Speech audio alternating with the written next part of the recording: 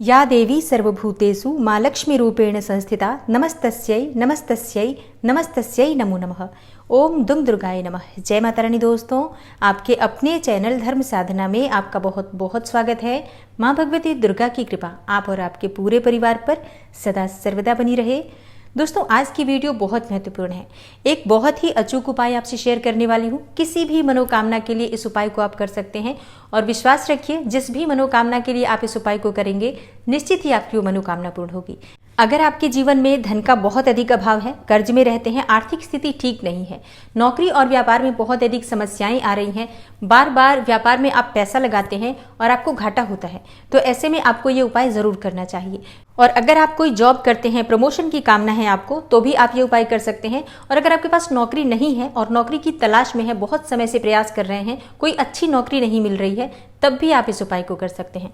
घर में धन का आगमन नहीं होता या धन का संचय नहीं होता, ये उपाय आपके लिए बहुत आवश्यक है, आप जरूर कीजिए।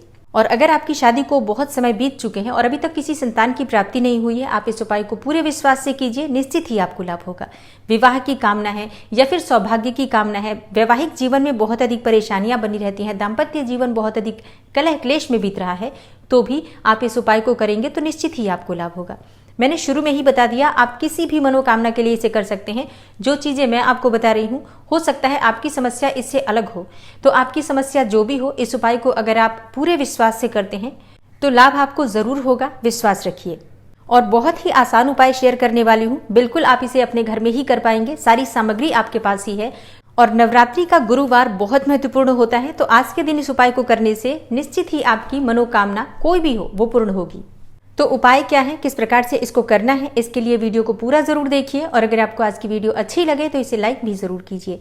दोस्तों, आपके लाइक्स, आपके कमेंट्स मेरे लिए बहुत महत्वपूर्ण होते हैं, क्योंकि ये एकमात्र जरिया है जिनसे मुझे पता चलता है कि आपको ये वीडियो अच्छी लगती है और आपके लिए ये वीडियो उपयोगी है।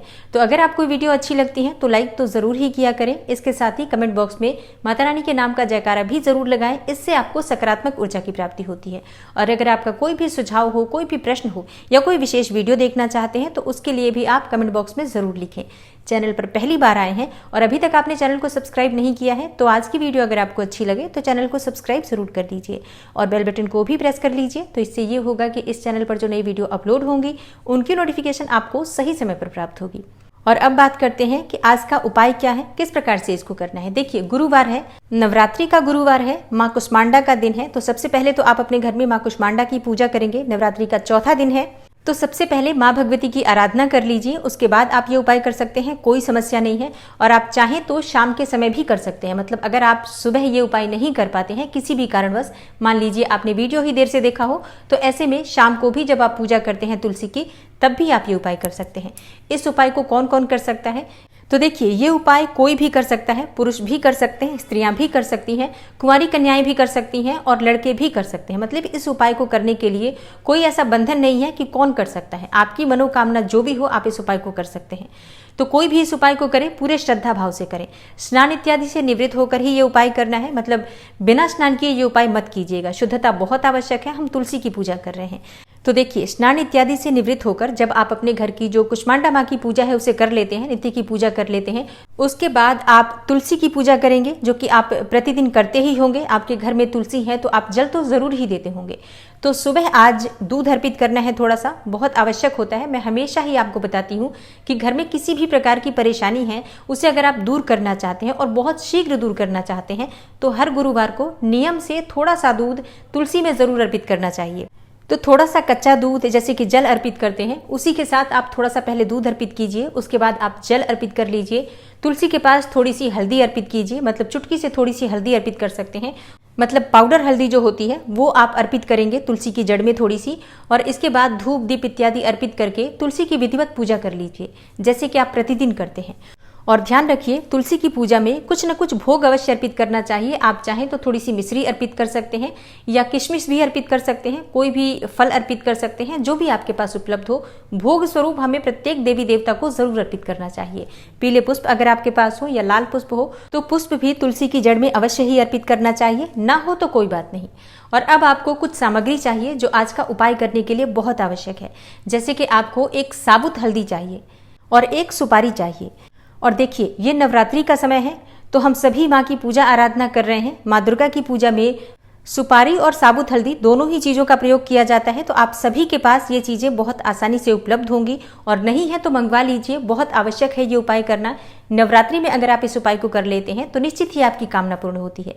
तो आप एक सुपारी, एक हल्दी और 1 रुपये का आपको सिक्का चाहिए। ये तीनों चीज़ें आपके पास होनी चाहिए। तो जब आप विधिवत पूजा कर लेते हैं माँ तुलसी की, तो उसके बाद अपने मन की कामना करते हुए 108 बार एक मंत्र जप कीजिए। मंत्र है महाप्रसाद जननी सर्व सौभाग्यवर्धिनी आदि व्याधि हरा नित्यम तुलसी त्वाम नमोस्तुते। ये मंत्र मैं आपको स्क्रीन पर दे दूंगी, आप देख लीजिए। और इस मंत्र को आप 108 बार जप कीजिए। मंत्र कैसे गिनेंगे? देखिए, आपके पास माला हो तुलसी की तो आप तुलसी की माला से ही तुलसी के मंत्र का जप कर सकते हैं, या फिर कोई भी चीज 108 की संख्या में गिनकर रख लीजिए। जैसे कि आप मिश्री के दाने रख सकते हैं, चने के दाने रख सकते हैं। इस प्रकार से इन सभी चीजों को गिनकर रखने के बाद इनके द्वारा ही आप इस मंत्र का जप कर सकते हैं। और इस मंत्र का जप करते समय अपने दाहिने हाथ में सुपारी, सिक्का और हल्दी रखिए। और जब आप इस मंत्र का जप संपूर्ण कर लेते हैं, मतलब 108 बार जब आप इस मंत्र को जप लेंगे, उसके बाद अपने मन की कामना करते हुए तुलसी की जड़ में, मिट्टी में ये सभी चीजें दबा दीजिए और अपनी मनोकामना को 3 बार दोहराइए। जो भी आपकी मनोकामना है, जैसे कि आपको उत्तम संतान की प्राप्ति की कामना है, अपार धन संपदा की कामना है, शीघ्र विवाह चाहते हैं, मनचाहा जीवन साथी चाहते हैं, नौकरी में व्यापार में कोई परेशानी है, तो उस मनोकामना को, जिस भी मनोकामना को आप करना चाहते हैं पूर्ण, उस मनोकामना को माँ तुलसी के पास 3 बार बोलिए। और मनोकामना आपको किस प्रकार से बोलनी है? देखिए, अगर आपको संतान प्राप्ति की कामना है तो ऐसे में आप माँ तुलसी से प्रार्थना करेंगे कि हे माँ तुलसी, आपकी कृपा से, श्री हरि विष्णु की कृपा से मुझे उत्तम और योग्य संतान की, स्वस्थ और दीर्घायु संतान की प्राप्ति हो। और अगर आपको धन प्राप्ति की कामना है तो माँ तुलसी से प्रार्थना कीजिए कि हे माँ तुलसी, श्री हरि विष्णु सहित माँ लक्ष्मी मेरे घर में स्थायी रूप से वास करें, ऐसी आप मुझ पर कृपा कीजिए। तो इसी प्रकार से आप अपने मन की कामना प्रार्थना करते हुए माँ तुलसी से कहिए और उसके बाद उसे पूर्ण करने के लिए माँ तुलसी से प्रार्थना कीजिए। इसके बाद तुलसी की 11 परिक्रमा कर लीजिए और पूजा करते समय इस मनोकामना को कहते समय अपने मन में ये पूरा विश्वास रखिए कि अब आपकी मनोकामना जरूर पूर्ण होगी। क्योंकि देखिए, हमारे विश्वास में बहुत शक्ति होती है। अगर हम विश्वास से कोई भी उपाय करते हैं तो उसका फल हमें जरूर प्राप्त होता है, इस बात का ध्यान रखिए। और अब बात करें कि क्या पीरियड्स में ये उपाय कर सकते हैं? नहीं कर सकते हैं। पीरियड्स में आप ये उपाय नहीं कर सकते हैं।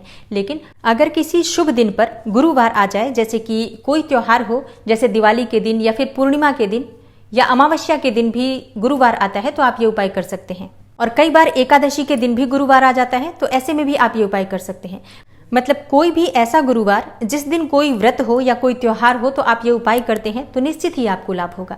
देखिए, शुभ दिनों का बहुत अधिक महत्व होता है। तो अभी नवरात्रि का जो ये दिन है बहुत महत्वपूर्ण है। आप ये उपाय जरूर कर लीजिए। आप कल कर सकते हैं सुबह, या फिर कल शाम को भी कर सकते हैं। और अब आपका प्रश्न होगा कि तुलसी में रखी हुई सामग्री का क्या करें? जो तुलसी में आपने सामग्री दबाई है उसका करना क्या है? देखिए, जब तक आपकी मनोकामना पूर्ण नहीं होती है, आप उसको बिल्कुल भी हाथ नहीं लगाएंगे। मतलब उसको निकालना नहीं है, देखना नहीं है। आपकी जब मनोकामना पूर्ण हो जाए, आप उसे निकालकर और जल में विसर्जित कर सकते हैं, या फिर किसी भी दूसरे गमले की मिट्टी में दबा दीजिए। मतलब उसका विसर्जन ही करना है, इधर उधर नहीं फेंकना है, इस बात का ध्यान रखिए। और अब आपका प्रश्न होगा कि मनोकामना कब तक पूर्ण होगी? तो देखिए, कई चीजें ऐसी होती हैं जिनके पूर्ण होने में समय लगता है, और कई चीजें बहुत जल्दी भी हो जाती हैं। कुछ लोगों को इसका प्रभाव अगले गुरुवार तक ही दिखाई दे देगा, और कुछ लोगों को थोड़ा समय लग सकता है। लेकिन मन में धैर्य बनाए रखिए। आपने उपाय कर दिया है, शुभ समय में शुभ दिन पर तुलसी से अपनी मनोकामना कही है। और आप सभी जानते ही होंगे कि तुलसी से कही हुई मनोकामना कभी भी निष्फल नहीं जाती है, पूर्ण अवश्य होती है। तो अगर आपको थोड़ा समय लगता भी है तो धैर्य बनाए रखिए, विश्वास बनाए रखिए, आपकी कामना पूर्ण होगी। और हाँ, जिन भक्तों के पास तुलसी का पौधा नहीं है, वो कल मतलब गुरुवार के दिन या शुक्रवार जो आ रहा है नवरात्रि में, इन दिनों में तुलसी का पौधा जरूर ले आइए। माँ तुलसी अगर नवरात्रि में आपके घर आती हैं तो ये बहुत शुभ माना जाता है। और तुलसी का पौधा अगर आप खरीद कर लाते हैं नवरात्रि में या किसी भी दिन, तो उसका पहले घर लाकर विधि विधान से पूजन कर लीजिए, और उसके बाद आप जहाँ पर भी रखना चाहते हैं वहाँ रख सकते हैं। तो आज का ये उपाय जरूर कीजिए। बहुत ही आसान उपाय है और बहुत शीघ्र फल देने वाला उपाय है। विश्वास से करेंगे, उतने ही विश्वास से करेंगे जितने विश्वास से मैं आपको बता रही हूँ, तो निश्चित ही आपको लाभ होगा। वीडियो पसंद आई हो तो लाइक कीजिए, ज्यादा से ज्यादा लोगों तक इस वीडियो को शेयर कीजिए, जिससे कि दूसरे लोगों को भी वीडियो का लाभ प्राप्त हो। और चैनल पर पहली बार आए हैं, अभी तक सब्सक्राइब नहीं किया है, तो आज की वीडियो अगर आपको अच्छी लगी हो तो चैनल को सब्सक्राइब करके बेल आइकन को जरूर प्रेस कर लीजिए। इससे आपको इस चैनल की सभी वीडियोज की नोटिफिकेशन सही समय पर प्राप्त होगी। मैं मिलती हूँ आपसे अगली वीडियो में, तब तक के लिए नमस्कार।